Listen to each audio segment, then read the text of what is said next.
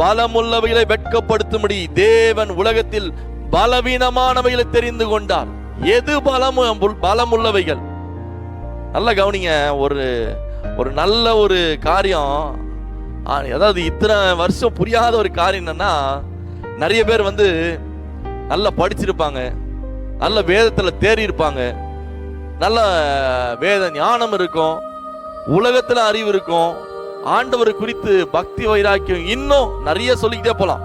இப்படி நிறைய பேரு நான் ஆண்டவருடைய ஊழியத்தை செய்யணும்னு காத்துக்கிட்டே இருப்பாங்க.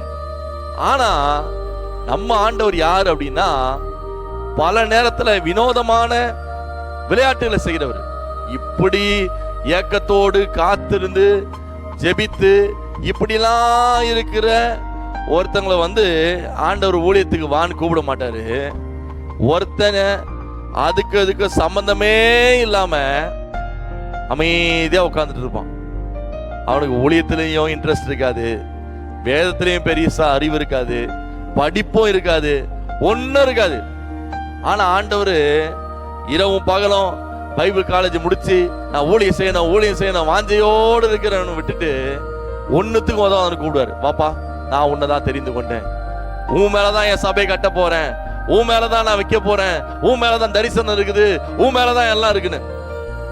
பல நேரத்துல அதான் நினைப்போம், ஆண்டவரே எத்தனையோ பேரு இதுக்காகவே தியாகம் செஞ்சு நல்லா படிச்சுட்டு நல்ல ஞானமா இருக்கிற எத்தனையோ பேர் இருக்கிறாங்க.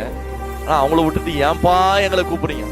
அதெல்லாம் எனக்கு தெரியாது, உன் மேலதான் நான் தரிசனம் வச்சிருக்கிறேன்.